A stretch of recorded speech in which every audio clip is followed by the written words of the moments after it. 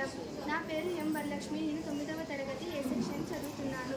ఈరోజు జనవరి 3న జాతీయ మహిళా ఉపాధ్యాయుల దినోత్సవం జరుపుకుంటాము. సావిత్రిబాయి గారు పుట్టినరోజు సందర్భంగా మనం ఈ వేడుకను జరుపుకుంటాము. సావిత్రిబాయి గారు భారతదేశంలో మొట్టమొదటి మహిళా ఉపాధ్యాయులుగా పనిచేశారు. సావిత్రిబాయి గారు 1831 జనవరి 3న మహారాష్ట్ర సతారా జిల్లాలోని నమ్గావ్లో జన్మించారు. వీరి తల్లిదండ్రులు లక్ష్మీబాయి కండోజీ.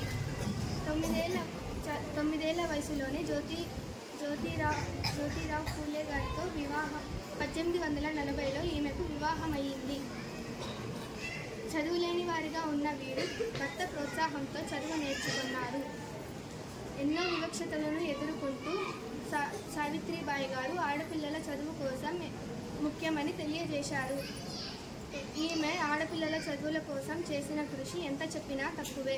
అలా ఇద్దరు భార్యాభర్తలు కలిసి ఆడపిల్లల కోసం మొట్టమొదటిసారి బాలికలకు పాఠశాలను ఏర్పాటు చేశారు.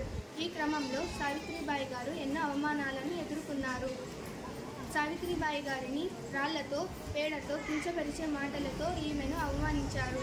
అయినా పట్టు వదలకుండా ప్రయత్నం చేసి సుమారు 18 పాఠశాలను ఈమె ప్రారంభించారు.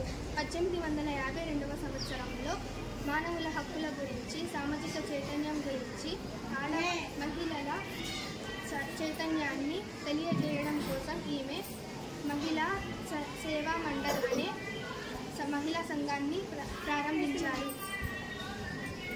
1897లో ప్లేగు వ్యాధికి గురయ్యి 1897లో మార్చి 10న ఈమె మరణించడం జరిగింది.